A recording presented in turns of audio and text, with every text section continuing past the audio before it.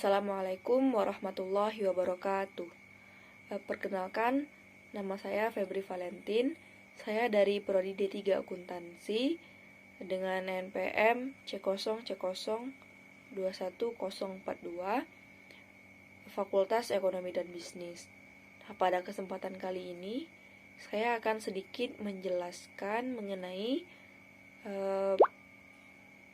persamaan dasar akuntansi. Nah, persamaan dasar akuntansi yang berlaku dalam praktik bisnis adalah aset sama dengan liabilitas plus ekuitas. Nah, aset itu sendiri merupakan sumber daya yang dikuasai dan dapat dikendalikan oleh sebuah perusahaan yang berasal dari transaksi masa lalu dan memberikan manfaat. Nah, sebagai contoh, misalnya ada seseorang yang membeli sebuah kendaraan.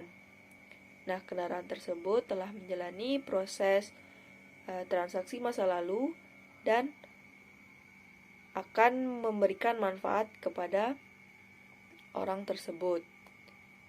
Nah, itulah yang dikatakan dengan aset. Nah, kendaraan ini termasuk aset tetap. Nah, pengelompokan aset ada 3, yaitu ada aset lancar, aset tetap, dan aset tak berwujud. Nah, aset lancar ini pengelompokannya ada kas, ada piutang, dan ada biaya dibayar di muka. Nah, aset tetap pengelompokannya yaitu kendaraan, gedung-gedung, bangunan maksud saya, dan lain sebagainya. Lalu ada aset tak berwujud, pengelompokannya yaitu hak cipta. Nah, selanjutnya pengertian dari liabilitas. Liabilitas itu sendiri adalah kewajiban saat ini yang berasal dari masa lalu dan akan diselesaikan atau akan dilunasi pada masa yang akan datang. Misalnya, contohnya ada seseorang yang mempunyai utang kepada sebuah fotokopi. Nah, seseorang tersebut memiliki kewajiban untuk melunasi hutangnya pada masa yang akan datang. Itulah yang disebut dengan liabilitas. Selanjutnya, pengertian dari ekuitas. Nah, ekuitas itu sendiri adalah klaim atas aset yang dimiliki oleh pemilik setelah dikurangkan dengan liabilitas. Persamaan dasar akuntansi haruslah kita ketahui. Persamaan dasar akuntansi itu adalah dasar pencatatan dari setiap transaksi yang telah dicatat. Maka persamaan akuntansi haruslah seimbang. Jika tidak seimbang, dipastikan pencatatan tersebut telah melakukan sebuah kesalahan. Di mana yang seimbang adalah sisi kredit dan juga sisi debit, sisi kanan dan sisi kiri. Pencatatan ini harus seimbang karena jika tidak seimbang, maka dalam proses pencatatannya terdapat kesalahan yang fatal, maka harus mengulang lagi sampai pencatatan tersebut benar. Di mana pada sisi kredit tersebut adalah aset dan sisi kanannya merupakan liabilitas plus ekuitas.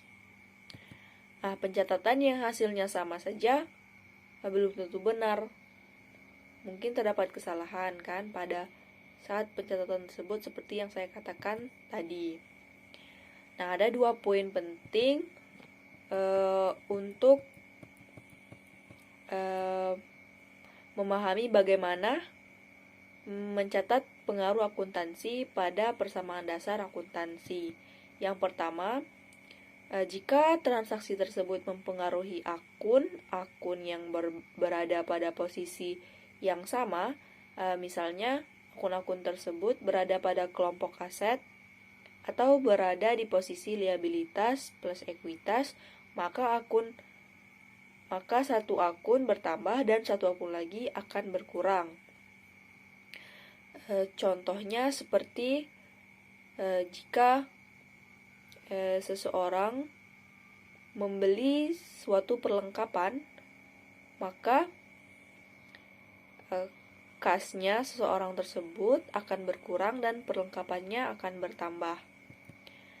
Nah, contoh yang kedua yang selanjutnya yaitu transaksi.